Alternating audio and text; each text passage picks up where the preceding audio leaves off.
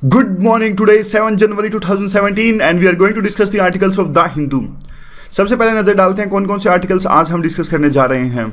ये देखिए जो ऊपर आर्टिकल है यहाँ पर, ये काफ़ी इंपॉर्टेंट आर्टिकल है ऑर्डिनेंस से रिलेटेड, पॉलिटी का काफ़ी इंपॉर्टेंट आर्टिकल है पेपर 2 के लिए। नीचे आर्टिकल है महेंद्र धोनी से रिलेटेड। महेंद्र धोनी ने आपको पता होगा कि रिटायरमेंट ले ली है कैप्टन पद से, और इसके बारे में महेंद्र सिंह धोनी की जो खूबियाँ हैं वो बताई गई हैं। किस तरह से वो फिनिशर थे, अच्छे काल्म रहते थे, हेलीकॉप्टर शॉट खेलते थे, बड़े मैच जिताए इंडिया को। तो देखिए हमारे लिए आर्टिकल इंपॉर्टेंट नहीं है और यूपीएससी में इसका यूज़ नहीं है। काफ़ी अच्छे वो कैप्टन थे। और उसके बाद में देखिए ये बीच का जो आर्टिकल है वो डिमोनेटाइजेशन से रिलेटेड है, लेकिन जो इंडिया की इकोनॉमी है किस प्रकार से अब जो इकोनॉमी को नुकसान पहुंचा है और कैसे इकोनॉमी को अब ग्रोथ के रास्ते पर ले जाया जा सकता है, इससे रिलेटेड है, तो हम इसे डिस्कस करेंगे। वैसे भी आज तो सैटरडे है और सैटरडे को आपको पता है ग्राउंड जीरो आता है, तो आज ये स्टोरी टाइप में लिखा हुआ है यहाँ पर, तो ये हमारे लिए इंपॉर्टेंट है नहीं, क्योंकि इसमें पर्सन स्पेसिफिक डिटेल्स होती हैं, इशू स्पेसिफिक डिटेल्स नहीं होती है ग्राउंड जीरो में। तो लेट्स स्टार्ट। यूटिलिटी क्या है, ऑर्डिनेंस रिलेटेड आर्टिकल की किस तरह से क्वेश्चन आ सकता है।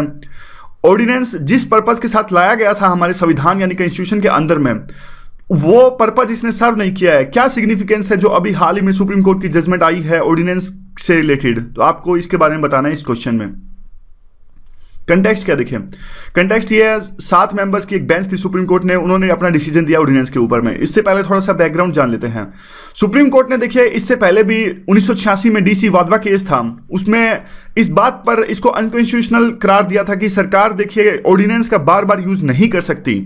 ऑर्डिनेंस आपको पता होगा प्रीलिम में तो हमने पढ़ाई है कि 6 वीक्स तक जारी किया जा सकता है, और जब कोई भी सेशन या फिर दोनों में से एक सेशन जो पार्लियामेंट का ना लग रहा हो किसी कारणवश, तो मीनवाइल वो दूसरे सेशन में पास कर दिया जाए। ये सारी चीज़ें हमने पढ़ रखी हैं। कॉन्स्टिट्यूशनल अमेंडमेंट के लिए ऑर्डिनेंस नहीं पास किया जा सकता।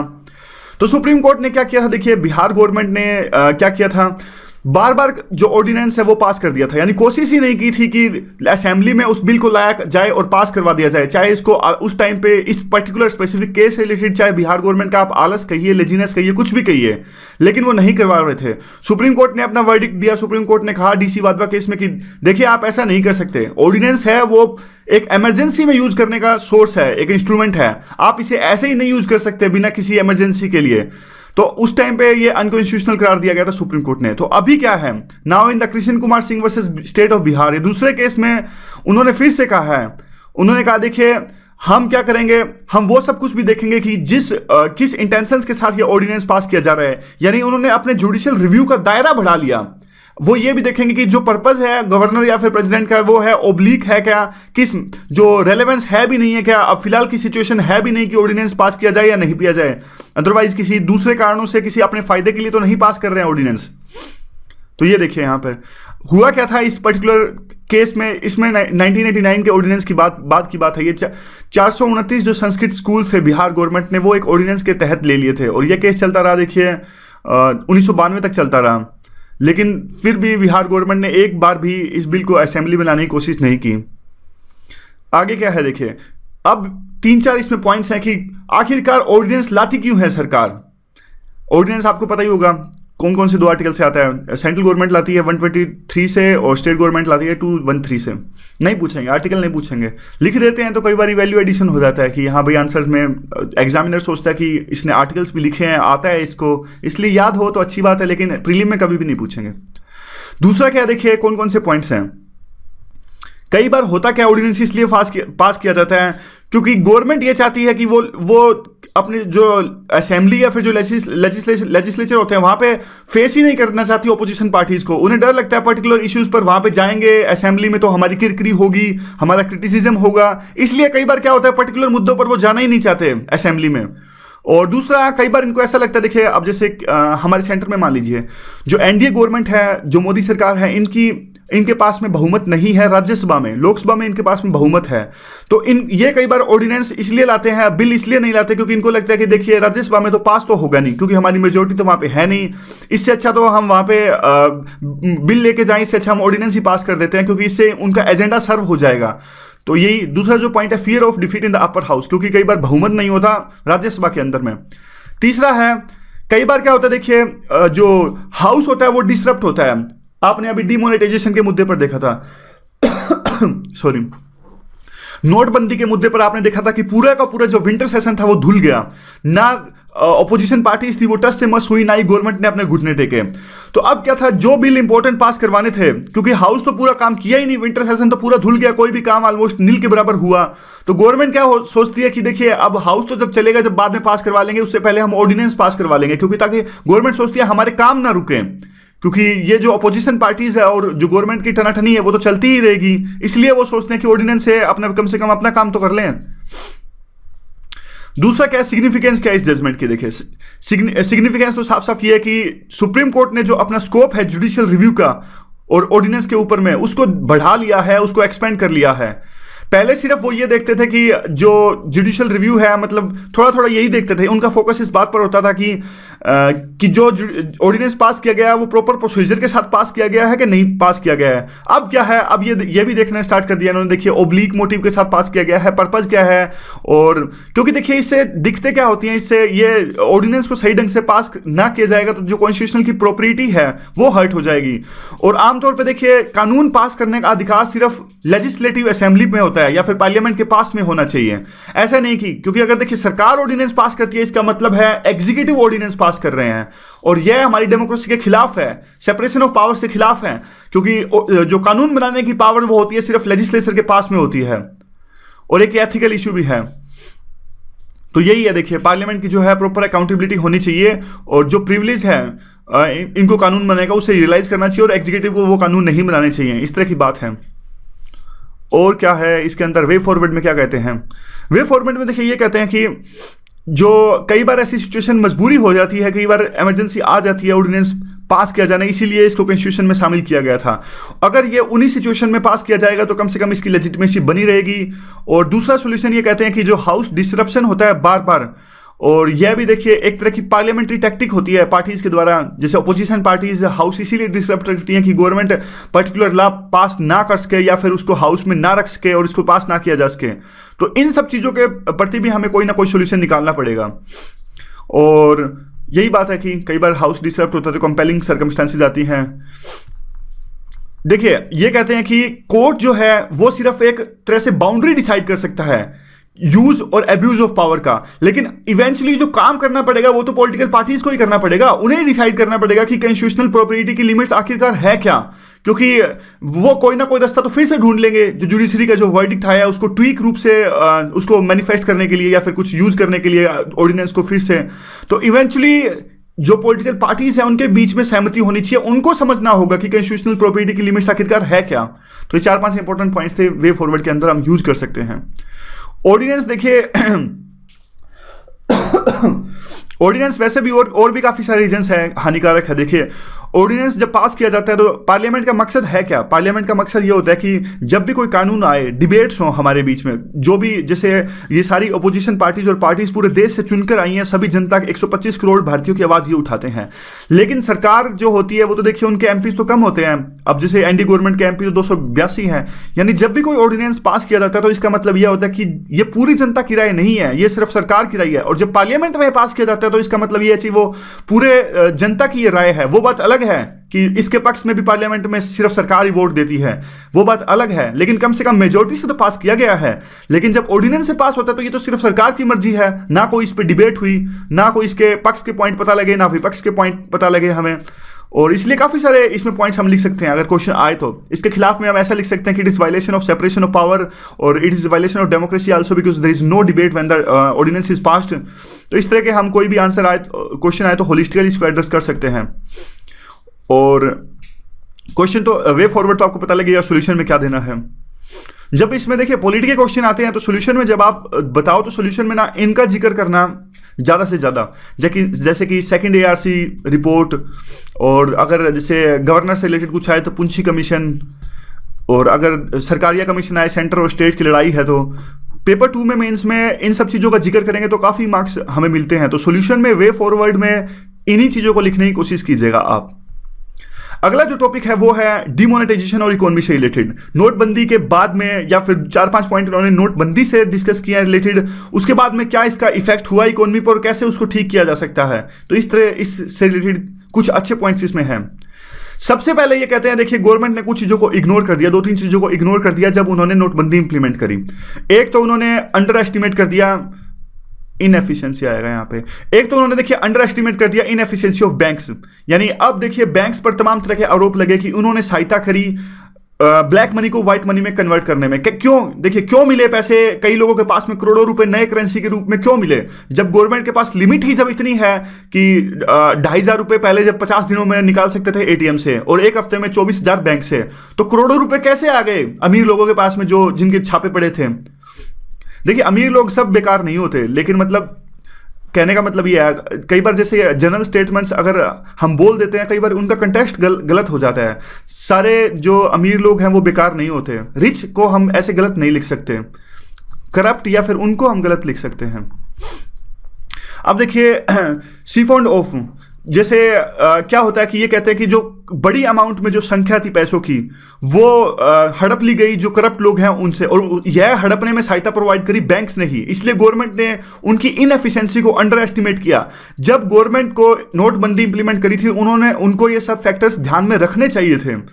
और दूसरी बात करते हैं कि इन्होंने अपनी कैपेबिलिटी को भी ओवर एस्टिमेट कर दिया कि जो नोटबंदी थी वो कोई आसान चीज़ नहीं थी, तो इन्होंने ओवर एस्टिमेट कर दिया कि हम इससे क्या होंगे, इकोनॉमी को ऊपर उठा देंगे या फिर सारे करप्शन को ख़त्म कर देंगे। तो ऐसा इनको ओवर एस्टिमेट नहीं करना चाहिए था। फिर ये वही जो बेसिक बातें बार बार हम पढ़ चुके हैं कि ऑर्डिनरी सिटीजन्स थे वो तो सिर्फ लाइनों में लगे रहे, और कई जो मल्टी करोड्स ले गए कई लोग, और ये सारा का सारा गवर्नमेंट ने जो करप्शन खत्म करने का जो गवर्नमेंट का एजेंडा था वो एजेंडा ही काम करना बंद कर गया जब जो ब्लैक मार्केट जो नई करेंसी थी वो ब्लैक मार्केट में बिकने लगी। देखिए गवर्नमेंट पर इस तरह के आरोप लगते हैं कि गवर्नमेंट ने कहा था कि इससे करप्शन होगा, और कुछ लोग कहते हैं कि इससे करप्शन बढ़ गया बैंक्स के अंदर में, और ऐसा नहीं होना चाहिए था। तो इस तरह के आरोप लगते हैं गवर्नमेंट पर। दूसरी बड़ी बात ये कहते हैं कि इससे जो आरबीआई की क्रेडिबिलिटी है वो हर्ट हुई। आरबीआई की क्रेडिबिलिटी कैसे हर्ट हुई? देखिए आरबीआई को पहले एक इंडिपेंडेंट इंस्टीट्यूशंस के तौर पर जाना जाता था कि अच्छे से काम करता है, इंडिपेंडेंट है, पॉलिटिकल पार्टीज या फिर सरकार के ज़्यादा इन्फ्लुएंस में आता नहीं है। लेकिन नोटबंदी में एक ऐसी तस्वीर सामने आई आरबीआई की कि जो आरबीआई वो just as another department of the government, मतलब सारा गवर्नमेंट के कहने पर काम कर रहा है।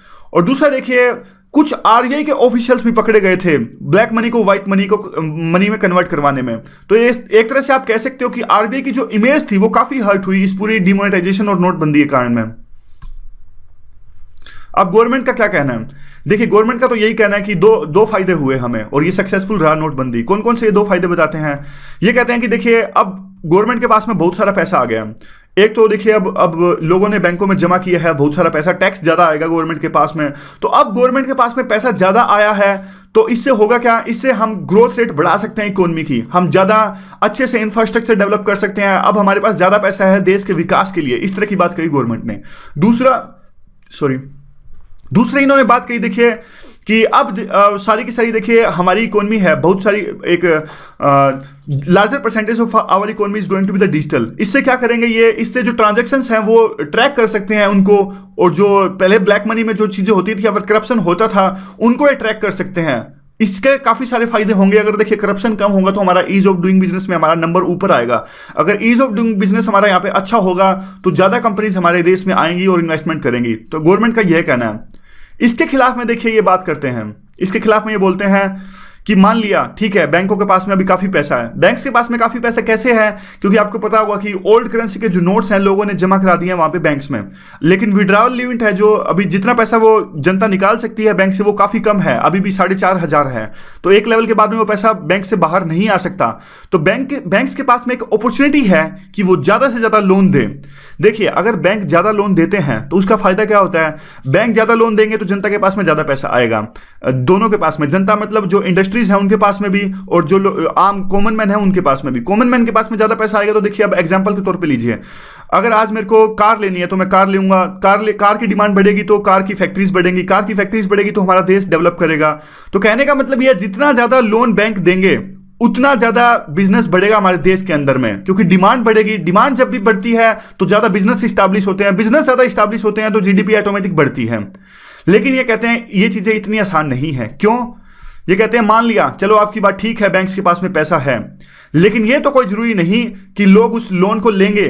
हो सकता है कि लोगों को लोन लेने में अभी कोई इंटरेस्ट ही ना हो, क्योंकि लोग लोन कब लेते हैं? देखिए, जब जो इंडस्ट्रियलिस्ट होते हैं या फिर जो भी लोग स्टार्टअप इस्टेब्लिश होता है, जैसे फ्लिपकार्ट, अमेजन तो क्या लोन लेगा, उसके पास तो बहुत पैसा है। मतलब कहने की मतलब ये है कि लोग लोन जब लेते हैं इंडस्ट्रीज इस्टेब्लिश करने के लिए, जब उनको लगता है कि अब फायदा होगा फैक्ट्री इस्टेब्लिश करने में या फिर मैन्युफैक्चरिंग यूनिट इस्टेब्लिश करने में। लेकिन फिलहाल का सिनेरियो है ही नहीं ऐसा कि कोई भी नया बिजनेस इस्टेब्लिश करने में फायदा हो, क्योंकि अभी फिलहाल के सिनेरियो में अनसर्टेनिटी बहुत ज्यादा है। तो इसका मतलब क्या निकाल सकते हैं हम? इनकी बात का कहने का मतलब यह है कि लोन लोग लेंगे ही नहीं अभी। यानी जो बात गवर्नमेंट कह रही है कि अब सरकार के पास में पैसा है, बैंक्स के पास में पैसा, तो हम जनता को देंगे और फिर से अपनी इकोनॉमी को ऊपर ले जाएंगे, ये कहते हैं कि नहीं, जनता लोन लेगी ही नहीं। फिर ये एग्जाम्पल भी देते हैं एक बात का, ये कहते हैं कि 1930 में रिसेशन आया था, वर्ल्ड हिस्ट्री में हमने ये पढ़ा भी है।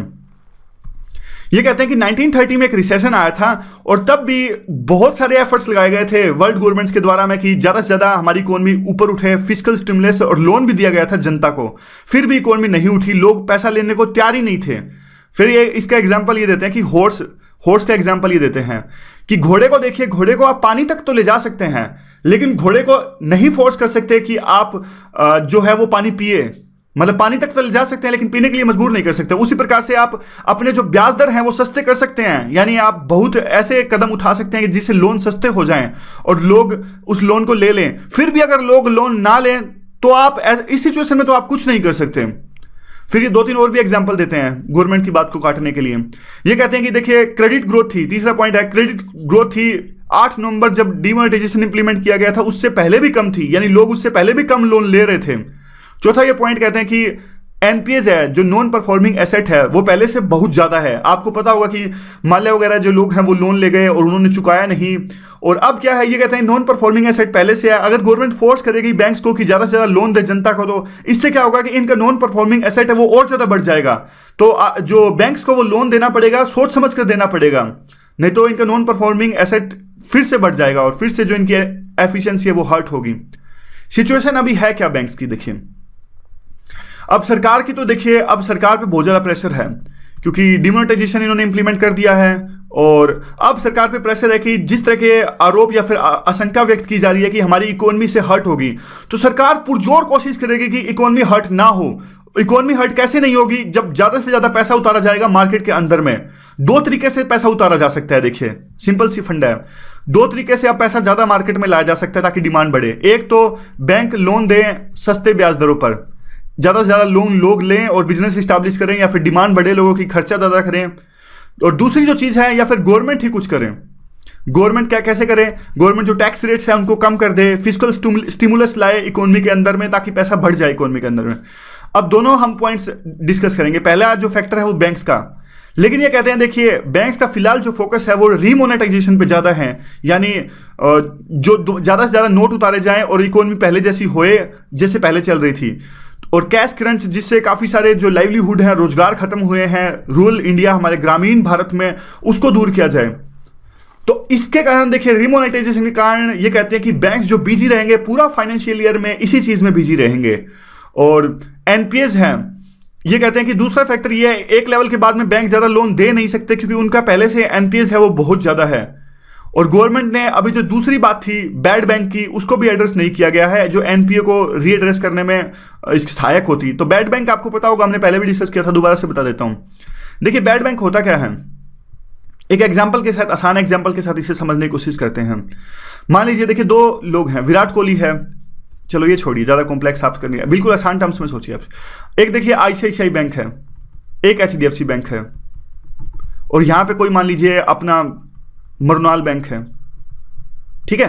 तो अब देखिए, आईसीआईसीआई बैंक को पैसे लेने हैं माल्या से, इनको लेने हैं 1000 करोड़ रुपए, और एचडीएफसी बैंक को लेने हैं 2000 करोड़ रुपए माल्या से। ये दे नहीं रहा है, माल्या पैसा दे नहीं रहा है, ना आईसीआईसीआई बैंक को 1000 करोड़ दे रहा है, ना एचडीएफसी बैंक को 2000 करोड़ दे रहा है। तो ये इनकी होगी नॉन परफॉर्मिंग एसेट, बिल्कुल आसान टर्म्स में, लेमन टर्म्स में। तो देखिए, अब क्या होगा, आईसीआईसीआई बैंक को 1000 करोड़ लेने हैं, तो ये क्या कहेगा मरुनाल को, मरुनाल एक तरह से बैड बैंक है, ये कहेगा देखिए हमें अपना काम करने दीजिए, हमें जो 1000 करोड़ लेने हैं ये आप खरीद लीजिए। ये मरुनाल बैंक को, जो एक बैड बैंक है मरुनाल बैंक, ये बैड बैंक को कहेगा कि आप जो 1000 करोड़ हमें लेने हैं माल्या से, आप हमसे ले लीजिए और इसके बदले में आप हमें 500 करोड़ दे दीजिए। तो आईसीआईसीआई बैंक ये सोचेगा कम से कम देखिए 500 करोड़ तो फिलहाल आ रहे हैं, और जबकि हमारे पे जो धब्बा लगा हुआ है कि हमारे पैसे रुके हुए हैं, तो इसके हमें काफ़ी नुकसान हो रहा है। हमारी जो बैलेंस शीट्स है उसमें बार बार ये पैसे आए जा रहे हैं, कम से कम वो तो खत्म होगा। तो ये अब मुरनाल की जिम्मेदारी होगी कि माल्या से जो पैसा निकालेगा 1000 करोड़, और बीच में जितना भी होगा ये कमीशन खाएंगे। 500 करोड़ आईसीआईसीआई को दे रहा है, तो 500 करोड़ जो बाकी जो मिलेगा वो माल्या से कमीशन काट के खुद खा जाएंगे। और ऐसा ही है एचडीएफसी बैंक में, 2000 करोड़ इनको माल्या से लेना है। तो मुरनाल जो कि एक बैड बैंक है, ये कहेंगे कि देखिए हमें तो उससे इतने लेने हैं, आप उससे ले लेना अपने आप, हमें 2000 के बदले में 1000 करोड़ दे दीजिए। तो इनके पास में देखिए इसको 1000 के बदले 500 मिल गया, लेकिन जो नो एनपीएस था वो खत्म हो गया। तो कहने का मतलब ये है, बैड बैंक एक ऐसा बैंक होता है जो बैंक्स की एनपीएस अपने पास में ले लेता है और कुछ बैंक्स को पैसे दे देता है।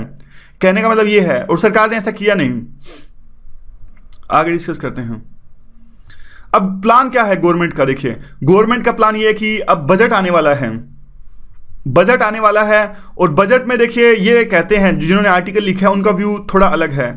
ये कहते हैं कि देखिए सरकार तो ऐसा ही चाहेगी कि पब्लिक इन्वेस्टमेंट को बढ़ाया जाए, लेकिन सरकार फिर भी रिलक्टेंट है। और क्यों रिलक्टेंट है? दो तरह के अपने आप व्यू व्यक्त करते हैं। एक तो देखिए प्राइम मिनिस्टर ने ऑलरेडी बहुत ज़्यादा स्कीम्स घोषित कर दी हैं नए साल के मौके पर, और ऐसी संभावना कम ही है कि वो और ज़्यादा स्कीम्स घोषित करेंगे। फिर देखिए एक ये बात कहते हैं, इसका आर्टिकल देखिए अब मैं मिक्स करना चाहूँगा। आज का पूरा जो एक बिजनेस स्टैंडर्ड का आर्टिकल है वो गवर्नमेंट के बजट से रिलेटेड है, कि किस प्रकार गवर्नमेंट अपने बजट में घोषणाएं कर सकती हैं। तो अब मैं दोनों आर्टिकल्स को मिक्स करने जा रहा हूँ। लास्ट पॉइंट है ये, और इसका हिंदू के आर्टिकल का और एक दूसरा आर्टिकल जो है बजट से रिलेटेड, दोनों आर्टिकल्स का मिश्रण अब हो रहा है। अब देखिए बजट जो है, सरकार अब क्या करेगी? सरकार की कोशिश यह होगी कि टैक्स को ज़्यादा कम किया जाए, जैसे इनकम टैक्स को कम किया जाए। कॉर्पोरेट टैक्स के लिए तो ऑलरेडी गवर्नमेंट कह चुकी है सॉरी एक सेकेंड पानी पी लेता हूँ। बारिश आ रही है आज तो दिल्ली में। तो कहाँ थे हम? किसकी टैक्स की बात कर रहे थे ना? हाँ तो ये कहते हैं देखिए गवर्नमेंट जो है वो टैक्स कम करने की कोशिश करेगी ताकि ज़्यादा से ज़्यादा जनता के पास में पैसा हो, और वो डिमांड बढ़े, चीज़ों की डिमांड बढ़ेगी तो वो सारा सिस्टम हमारा जो साइकिल चलेगा, बिजनेस इस्टेब्लिश होंगे, इकोनॉमी ऊपर जाएगी। तो कहते हैं कि देखिए जो कॉर्पोरेट टैक्स है, जो कंपनीज पे टैक्स लगता है, कॉर्पोरेट टैक्स पे तो देखिए ऑलरेडी अरुण जेटली ने पिछले साल ही कह दिया था कि हम इसे कम करेंगे। पहले 30% था, इसको 25% 30 या 25% के आसपास ले जाने की बात कही थी। और दूसरा एक ये कहते हैं कि गवर्नमेंट कुछ इस तरह की घोषणा कर सकती है, बिजनेस स्टैंडर्ड में कहा है, जैसे हमने एक दिन पहले डिस्कस किया था, याद है आपको? Universal basic income scheme.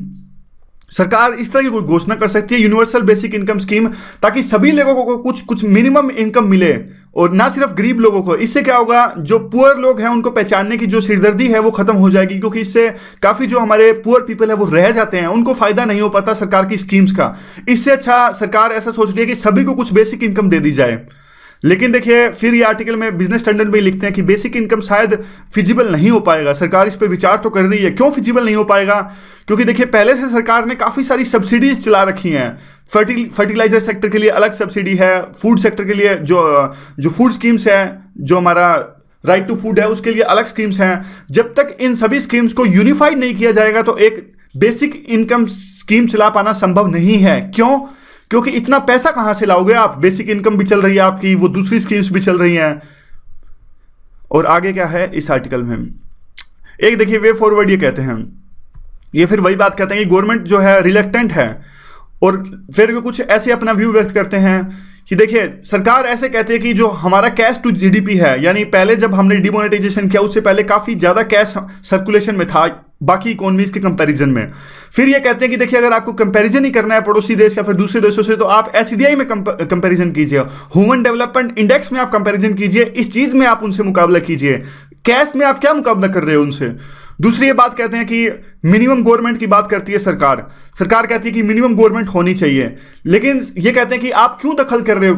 कोई भी अगर पर्सन है, चाहे वो कैश यूज करता है या नहीं करता है, आपका क्या लेना देना? जब मिनिमम गवर्नमेंट है तो आपका क्या लेना देना कि ऑनेस्ट सिटीजन्स कैश गद्दे के नीचे रखते हैं या फिर बैंक्स में रखते हैं, डिजिटल ट्रांजेक्शंस करते हैं या फिर कैश से ट्रांजेक्शंस करते हैं? ये गवर्नमेंट का कुछ लेना देना इससे नहीं है। इस तरह की बात करते हैं ये जिन्होंने आर्टिकल लिखा। आगे हम डिस्कस करते हैं। आर्टिकल तो देखिए वैसे खत्म हो गया। अब ये आर्टिकल ना है इंडियन एक्सप्रेस का, नहीं सॉरी इंडियन एक्सप्रेस का नहीं है, इकोनॉमिक्स टाइम्स का है। एजुकेशन पे है देखिए ये आर्टिकल एजुकेशन पे किस तरह का आ सकता है। India can't fulfil its dreams of providing the leaders of 21st century with the 19th century education. Comment कीजिए आप इस बात पे, अच्छा है, कोट भी कर सकते हैं आप इसे ऐसे के अंदर में। और सुंदर पिचाई जो गूगल के सीईओ हैं, हमारे इंडिया के ही हैं, अभी फिलहाल गूगल के सीईओ हैं, ये आए थे आईआईटी खड़गपुर में। इन्होंने कुछ स्टेटमेंट दी। इन्होंने कहा कि देखिए स्टूडेंट को चिल होना चाहिए। इन्होंने कहा देखिए स्टूडेंट को देखिए लूजन अप होना चाहिए और चीज़ों को आसानी से लेना चाहिए, इस तरह की कुछ बात कही इन्होंने। और बाद में देखिए पूरा आर्टिकल एजुकेशन पे है।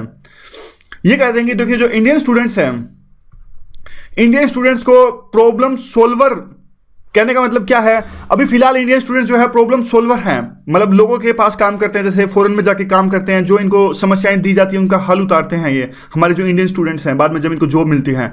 जबकि होना क्या चाहिए, हमको प्रॉब्लम स्पॉटर और सॉल्यूशन प्रोवाइडर होना चाहिए।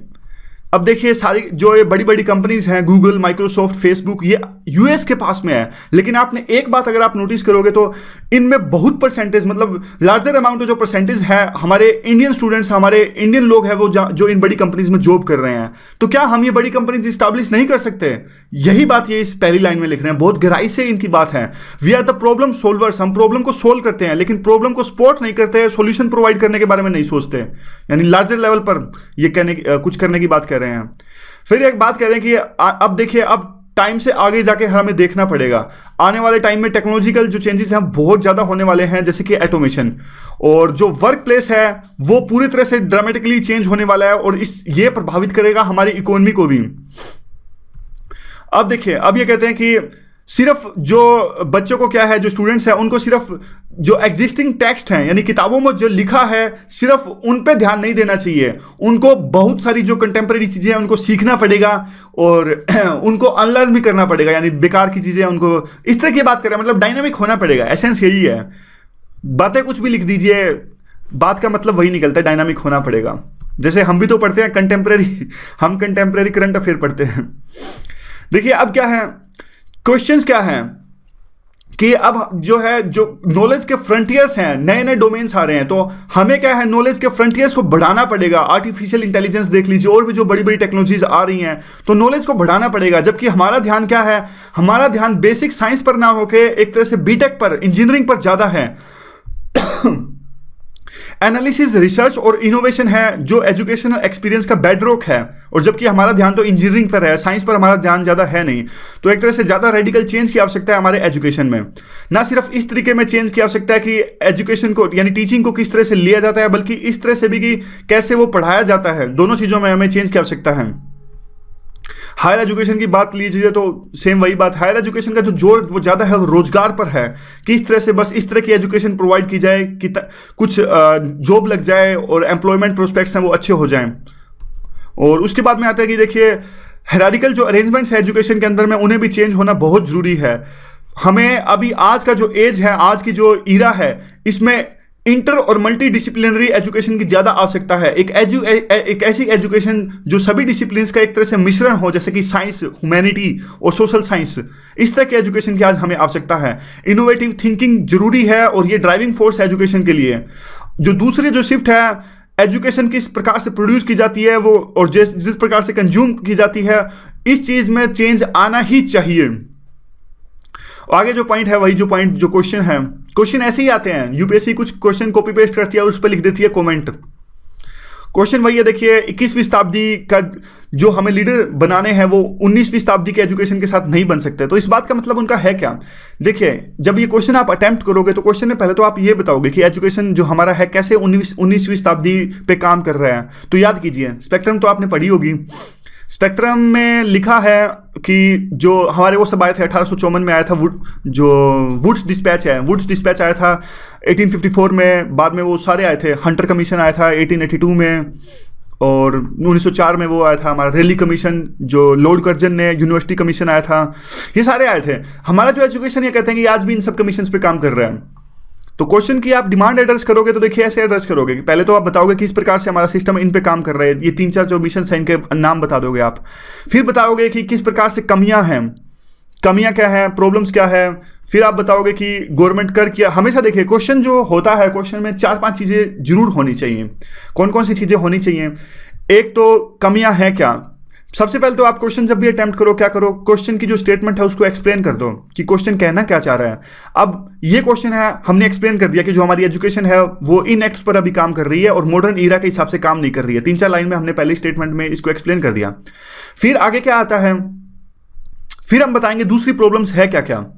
दूसरी प्रॉब्लम हम वो सब बता देंगे, टीचर की कमी और लैंग्वेज, ये वो सब एजुकेशन के तो बहुत सारी दिखते हैं। दिखते कैसे याद आएंगे, देखिए अब जब आप डिफरेंट फील्ड्स में जाने लगेंगे तो आपको दिखते ऑटोमेटिक याद आने लगेंगी। अब मैं आपको एग्जांपल देता हूं, दिखते कैसे याद आएंगी। आप पॉलिटिकल डायमेंशन सोचोगे तो आप लिखोगे कि पॉलिटिकल का जो इंटरफेरेंस है वो बहुत ज़्यादा है और पॉलिटिक्स है वो ध्यान नहीं देती एजुकेशन पे, यूनिवर्सिटीज़ में गवर्नमेंट का दखल बहुत ज़्यादा है। इस तरह के पॉइंट पॉलिटिक्स के डायमेंशन में आपको याद आ जाएंगे। इकोनॉमिक्स डायमेंशन आप डालोगे तो इकोनॉमिक्स डायमेंशन में आपको क्या याद आएगा, इकोनॉमिक डायमेंशन में याद आ जाएगा कि सिर्फ एम्प्लॉयमेंट पे हमारा है वो ज़्यादा है, जोर है। और इकोनॉमिक डायमेंशन में आपको याद आएगा कि जो फंडिंग है रिसर्च इंस्टीट्यूशंस के लिए काफ़ी कम है, साइंस पे जोर नहीं दिया जाता। तो ये इकोनॉमिक्स में डायमेंशन आ गया। दूसरा डायमेंशन सोसाइटी का ले लीजिए आप, तो किस तरह से जो सोसाइटी है एजुकेशन में इसका क्या प्रभाव है। इस तरह से आप सभी डायमेंशन में कवर करते जाओगे। साइंस की डायमेंशन, साइंस में जोर नहीं दिया जाता। इस तरह से देखिए, अब कई बार करते क्या गलती है हम सॉरी गलती ये करते हैं कि कई बार हम इस पर लिख देते हैं, एक ही चीज़ पर जोर दे देते हैं बार बार। जैसे इंफ्रास्ट्रक्चर है, इंफ्रास्ट्रक्चर का सिर्फ एक पॉइंट है और इसके अंदर में काफ़ी सब पॉइंट्स हैं। जैसे कि स्कूल्स अच्छे नहीं है, स्कूल्स में टॉयलेट्स की हालत अच्छा नहीं होती और जो टीचर अच्छे नहीं है, टीचर कम है। ये सारे के सारे पॉइंट्स सिर्फ इंफ्रास्ट्रक्चर के पॉइंट्स हैं। एग्जामिनर लेकिन अब आपने बहुत सारे पॉइंट्स लिख दिए, लिखे सारे इंफ्रास्ट्रक्चर के, तो क्वेश्चन की डिमांड थोड़ी ना एड्रेस हो रही है।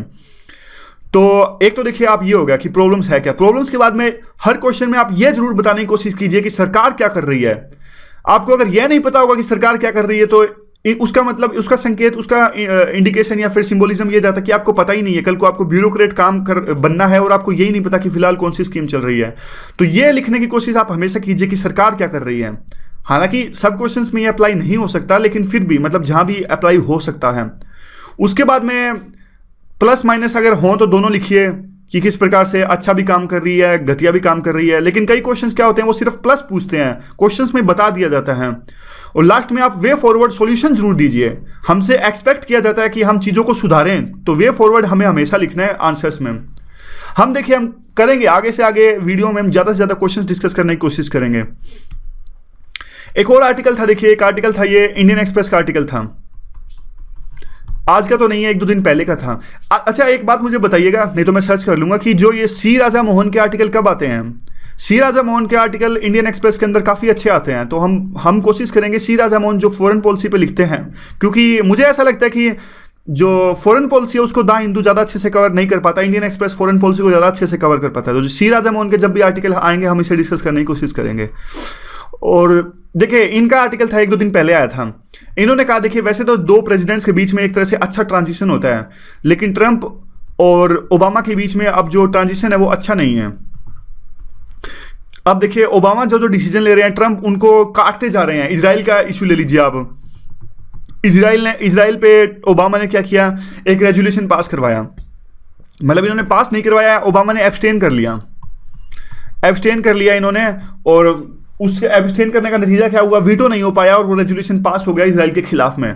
और ट्रंप यह चाहते थे कि वो रेजोल्यूशन किसी भी कीमत पे पास ना हो इजराइल के खिलाफ में, और इसकी उन्होंने भरपूर कोशिश करी। इन्होंने क्या किया, इन्होंने फ़ोन भी मिलाया इजिप्ट को, जो पहले स्पॉन्सर कर रहे थे इजराइल के खिलाफ सोल्यूशन को। इजिप्ट तो मान गया, इजिप्ट को तो पता है भाई कल को ट्रंप के साथ में काम करना है, वो तो मान गए। लेकिन बाकी देश जैसे कि मलेशिया और वो सब थे, वो क्विकन हो गई पूरी की पूरी प्रोसेस और आखिरकार ये पास हो गया। दूसरी बात कहते हैं रशिया के मुद्दे पर, रशिया ने तो देखिए यूएस ने रशिया के डिप्लोमेट्स निकाल दिए अपने देश से, 35 डिप्लोमेट्स। और ट्रंप ने क्या किया, इस चीज़ का विरोध किया। और इन्होंने, रशिया ने भी जवाब क्या दिया, पुतिन ने कहा कि देखिए हम टिट फॉर टैट जैसे को तैसा नहीं करेंगे और हम इंतजार करेंगे कि नए प्रेसिडेंट जो ट्रंप चुन कर आए हैं कैसी पॉलिसीज अपनाते हैं। ट्रंप ने ट्वीट पर इस बात के लिए धन्यवाद किया पुतिन का। तो एक इस चीज़ को लेकर डिफरेंस है। और देखिए कहने का मतलब ये है कि पुतिन, जो ओबामा है वो ये कहते हैं कि मैं अभी भी प्रेसिडेंट हूं, तो आप दखलंदाजी कैसे कर सकते हैं एक इस पूरे प्रोसेस के अंदर में, यानी जब आप ज्वाइन करिएगा ऑफिस तब आप अपनी पॉलिसी अपनाइएगा। लेकिन ट्रंप कहते हैं कि देखिए आप हमारे लिए मुश्किल क्रिएट कर रहे हो, आप जाते जाते ऐसे डिसीजन ले रहे हो जिससे हमारे लिए आने वाले टाइम में काफ़ी मुश्किलात खड़ी होंगी जैसे जब हम ऑफिस ज्वाइन करेंगे। तो फिर ये इंडिया का कंटेक्स्ट लाते हैं।